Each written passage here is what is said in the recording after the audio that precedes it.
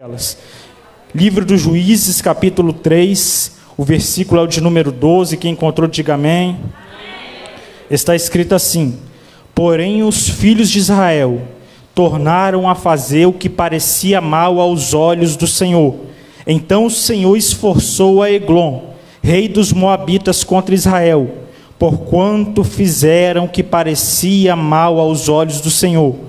E ajuntou consigo os filhos de Amon e os amalequitas, e foi e feriu a Israel, e tomaram a cidade das palmeiras. E os filhos de Israel serviram a Eglon, rei dos Moabitas, 18 anos.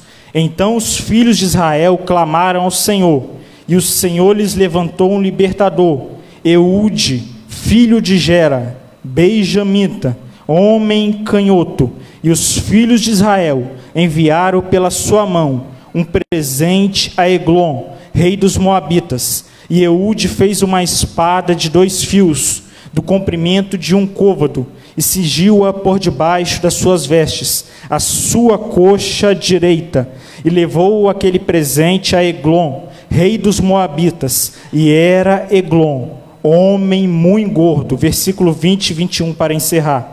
E Eude entrou no cenáculo fresco, que o rei tinha para si só, onde estava sentado, e disse Eude: tenho para ti uma palavra de Deus. E levantou-se da cadeira. Então Eude estendeu a sua mão esquerda, e lançou mão da espada da sua coxa direita, e lhe cravou no ventre. Pode se sentar glorificando o nome do Senhor. Glória a Deus.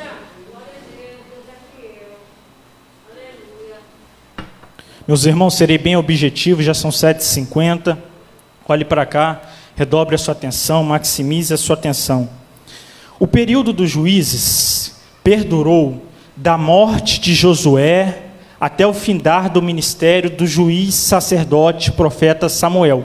Esse período é um dos períodos mais críticos da história de Israel, pois tanto no âmbito espiritual e tanto no âmbito moral, Israel se corrompeu e se desviou de Deus. E quando lemos o capítulo 2, o versículo 10 do livro dos Juízes, tem algo que assusta qualquer leitor da Bíblia Sagrada. Está escrito que se levantou uma geração que não conhecia o Senhor. Está escrito que se levantou uma geração que não conhecia a Deus. Interessante que essa geração ela já estava na terra prometida. Essa geração já estava na terra que mana leite e mel, mas não conhecia o Deus que prometeu essa terra a Abraão, Isaque e Jacó. Essa geração é uma geração que deu bastante trabalho para Deus, porque essa geração é uma geração de instabilidade. Uma hora estava firme na presença de Deus, outra hora já começava a fazer aquilo que parecia mal aos olhos do Senhor. Essa geração só conhecia Deus de ouvir falar. Mas eu tenho algo a dizer e tem algo a se extrair do capítulo 2, versículo 10. Preste atenção nisso. Grandes experiências com Deus provocam grandes transformações. Essa geração do capítulo 2, versículo 10, só conhecia Deus de ouvir falar. Só conhecia Deus de saber que Ele fez os milagres. Porque essa geração não viu o mar vermelho se abrir. Essa geração não viu Deus tirar água da rocha. Não viu Deus mandar uma nuvem de dia quando estava calor, nem uma coluna de fogo à noite quando estava frio. E quando chega no capítulo 3, o versículo 12, ao qual nós tomamos por base nessa noite, está bem assim: porém os filhos de Israel tornaram a fazer o que parecia mal aos olhos do Senhor. Olhe para cá. Se tornaram a fazer aquilo que parecia mal, é porque já fizeram o que parecia mal outrora. E se estão fazendo aquilo que parecia mal, é porque não conhece a Deus. Conhece a Deus só de ouvir falar. E preste atenção nisso: quem conhece a Deus, procura agradá-lo. Quem conhece a Deus, procura obedecê-lo. Quem conhece a Deus, procura andar nos caminhos retos do Senhor. Quem conhece a Deus, O vento pode estar soprando para lá e para cá no barco, mas ele continua firme na presença do Senhor. Então se levanta uma geração que começa a fazer aquilo que parecia mal aos olhos do Senhor. E a Bíblia diz assim na parte B do versículo 12: o Senhor esforçou a Eglon, rei dos Moabitas, contra Israel. O propósito de Deus esforçar Eglon, rei dos Moabitas, contra Israel, é para fazer com que Israel se torne ao Senhor. O propósito de Deus esforçar Eglon, rei dos Moabitas, contra Israel, é para fazer com que Israel volte a orar como orava antes. Eu estou te dizendo que Deus está permitindo o inimigo invadir o campo de Israel para mover Israel em oração. Eu estou dizendo que Deus está permitindo algo em Israel para fazer com que Israel volte a clamar a Deus. E Deus então vai permitir uma dificuldade para trazer o povo dele de volta para os pés dele. E deixa eu dizer algo: Deus prefere, pasme com isso, Deus prefere nos ver perdendo do que nos ver perdido de sua presença. É por isso que em Gênesis capítulo 3, logo após Adão e Eva pecar, Deus desce no jardim e ele faz uma pergunta: Adão, onde você está? Deus sabia onde Adão estava localizado geograficamente, mas Deus está perguntando: Adão, onde você está? Que a minha conexão com você foi perdida. Onde você está? Que a minha ligação com você foi cortada. Porque Deus não quer nos ver perdido de sua presença. Em Gênesis capítulo de número 22, Deus manda Abraão e levar Isaac para sacrificar no Monte Moriá. Mas Deus não queria Isaac, Deus queria Abraão de volta para o altar. Porque desde quando Isaac nasceu, Abraão nunca mais levantou altar para Deus. E Deus então vai permitir Abraão levar Isaac para o Monte Moriá, porque Deus quer de volta Abraão no altar. E aqui eu aprendo uma coisa, uma lição nesse texto: tem coisas que Deus permite em nossa vida, que é só para nos trazer de volta para o altar. Tem coisas que Deus permite em nossa vida, que é só para nós voltarmos a buscar Ele como nós buscávamos no primeiro amor. Tem coisas que Deus permite em nossa vida, que é só para nós voltarmos a buscar a face dele. Então Deus vai permitir uma dificuldade, e é Deus que vai esforçar Eglon, porque Deus quer que Israel volte a buscar a face dele. E a Bíblia diz assim: e ajuntou consigo os filhos de Amon e os amalequitas, e foi e feriu a Israel. Preste atenção nisso. Deus não só vai permitir o inimigo invadir as terras de Israel, Deus vai permitir o inimigo ferir Israel. Irmão Alain, por que isso? Tem feridas que Deus permite, que são extremamente pedagógicas. Tem feridas que Deus permite, que são extremamente pedagogas. Porque as feridas são ferramentas de Deus para nos tornar pessoas melhores e mais maduras. Se Deus está permitindo algumas feridas em sua vida, é porque essas feridas vão trazer coisas boas para a frente. Preste atenção nisso. Deus vai permitir José ser ferido pelos seus irmãos. José foi jogado na cova, foi vendido por preço de escravo. Mas aquelas feridas não fizeram José se desviar de Deus, muito pelo contrário, só fizeram José se tornar uma pessoa melhor, fizeram José se tornar uma pessoa mais madura. E ainda mais, lá em Gênesis, se não me falha a memória, capítulo 45, José ainda perdoa os seus irmãos. E perdoar é uma atitude de quem é maduro, perdoar é uma atitude de quem tem uma estrutura espiritual grande. José não somente amadureceu e se tornou uma pessoa melhor, José perdoou os seus irmãos. Então Deus agora vai permitir Israel ser ferido. E preste atenção nisso, isso tudo está dentro do controle de Deus.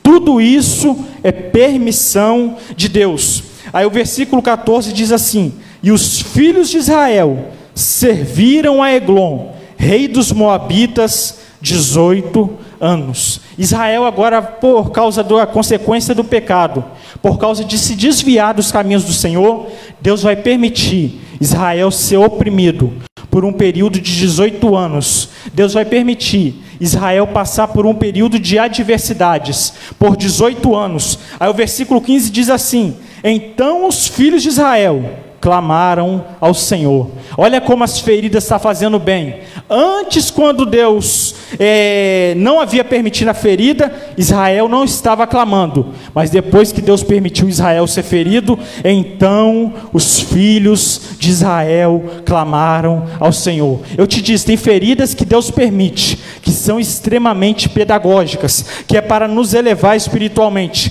Israel começa a clamar, Israel começa a buscar a face de Deus. E olha o que o texto diz: e o Senhor lhes levantou um libertador.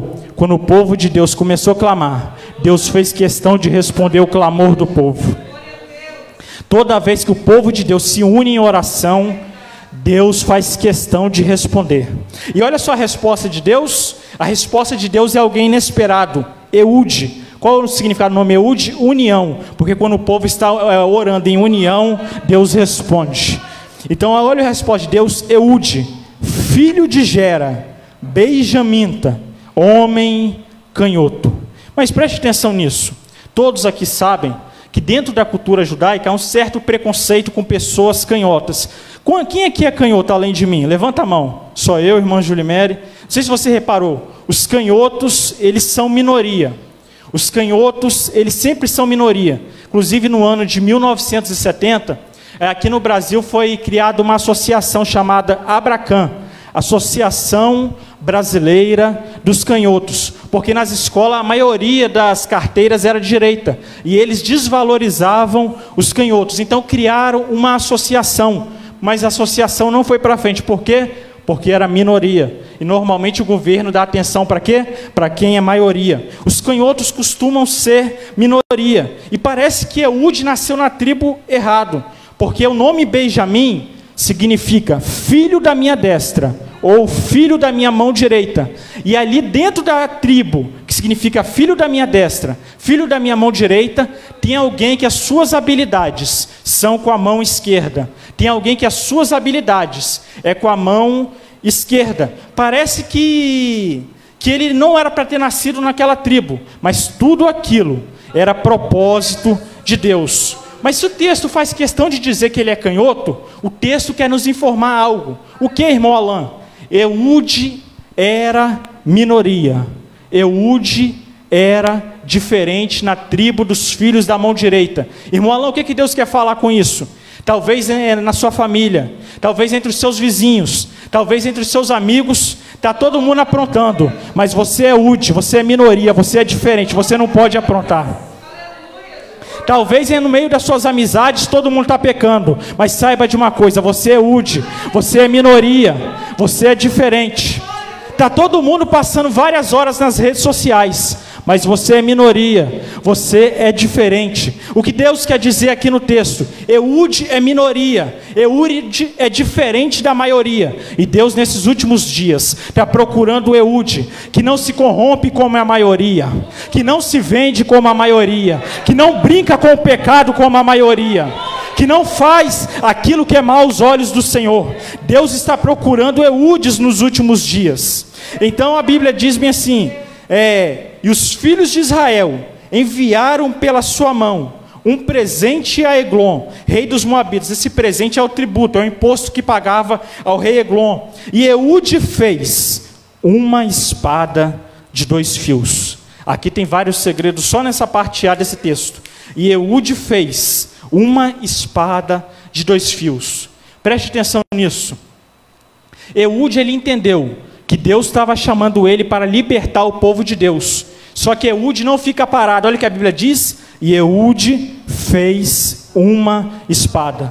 Se Deus te chamou para algo, para de pensar que as coisas vão cair do céu. Faça a sua espada. Deixa eu te dizer algo: aquilo que é para a gente fazer, Deus não vai fazer por nós. Aquilo que é para estar dentro das nossas possibilidades, Deus não faz para nós. Deus faz o impossível, mas o impossível é para a gente fazer. Tem muitas pessoas que falam: eu tenho chamado de Deus, mas você está fazendo sua espada? Você está se preparando? Você está buscando a face de Deus? E Eude fez o quê? Uma espada de quantos fios? Quantos fios? Antigo Testamento e Novo Testamento. Espada de quantos fios? Lei e graça. Quantos fios? Dispensação do mistério no Antigo Testamento, dispensação da graça no Novo Testamento. Uma espada de 2 fios. E o processo para se fazer espada é um processo bastante interessante, porque se pegava o metal, primeiro colocava o metal no fogo, para que o fogo arrancasse todas as impurezas do metal. Depois que tirasse o metal do fogo, e se colocava o metal por cima de uma mesa, e vinha com um martelo e batia no metal, batia até alisar ele, e depois do fogo e do martelo colocava o metal na água, para refrescar. Mas eu não sei se você reparou, fogo, martelo e água, era o processo para se fazer uma espada. Irmão Alain, o que isso significa? Lembra que Jeremias capítulo 23, 29 está escrito? Porventura, a minha palavra não é como fogo e como um martelo que esmiuça a penha? E a respeito da água, o que Paulo falou em Efésios 5? Que a palavra de Deus, ela é água. Então o processo para se fazer espada, todos eles, fogo, martelo e água, são representações da palavra de Deus. E o que diz aqui? Uma espada de 2 fios. Nos faz lembrar de um texto lá no Novo Testamento, Hebreus 4:12. Porque a palavra de Deus é viva e eficaz, e é mais penetrante do que qualquer espada de 2 gumes, e penetra até a divisão da alma, do espírito, juntas e medulas, e é apta para discernir pensamentos e intenções do coração.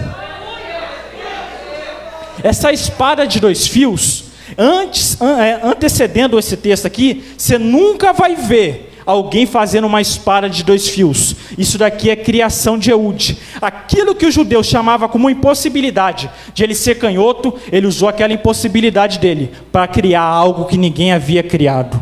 Ele cria uma espada de 2 fios, e o texto diz bem assim: do comprimento de um côvado, que é da ponta do dedo mais alto até o cotovelo, do comprimento de um côvado, e cingiu-a por debaixo de suas vestes. Aqui já tem um outro segredo muito grande. Eude, ele faz uma espada, mas ele não sai contando para todo mundo que ele tem uma espada de 2 fios, não. Ele esconde. Enquanto não chegar o tempo, deixa a espada escondida. Enquanto não chegar o tempo de Deus, deixa a espada escondida, deixa para o tempo certo que Deus vai fazer. E isso de esconder a espada debaixo das vestes era uma estratégia. Aí o texto diz assim: levou aquele presente a Eglon, rei dos Moabitas, e era Eglon homem muito gordo. Repare que a Bíblia faz questão de enfatizar que Eglon era um homem muito gordo. A Bíblia está dizendo: Eglon está fora do padrão habitual. Eglon está com carne sobrando.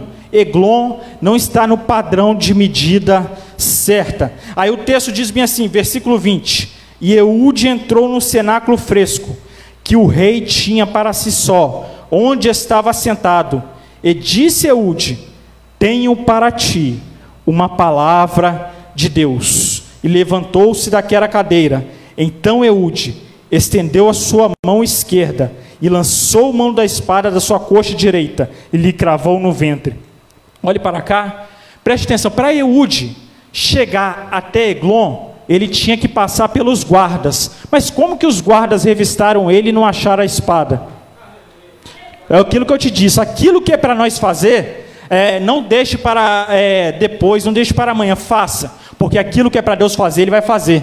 Porque Eude esconde a espada por baixo das vestes, mas Deus não deixou os guardas acharem a espada por baixo das vestes. A nossa parte nós temos que fazer, porque a de Deus Ele vai fazer. Eude passa pela guarda, e ninguém percebe que ele tem uma espada na sua coxa direita. E o texto diz bem assim: então Eude estendeu sua mão sobre a sua coxa direita, e lhe cravou no ventre, de tal maneira que entrou até a empunhadura após a folha, e a gordura encerrou a folha, e saiu-lhe o excremento. Olhe para cá. Quando a espada entra em Eglon, aquilo que era sujeira saiu. Quando a espada entra em Eglon, toda a impureza saiu. Quando a espada entra em Eglon, a carne sobrando saiu. A espada é uma representação da palavra de Deus. Quando ela entra na vida de uma pessoa que quer ser transformada, a sujeira sai, o pecado sai, aquilo que está sobrando demais sai. Quando a espada entrou, toda a sujeira, toda a impureza saiu. Aí Eude ele sai da sala de Eglon e vai e volta até o povo de Israel. Mas aqui tem algo muito interessante. O versículo 15 diz que o povo estava clamando em Israel. E no versículo 22 diz que Eude ele acaba colocando a espada dentro do ventre de Eglon.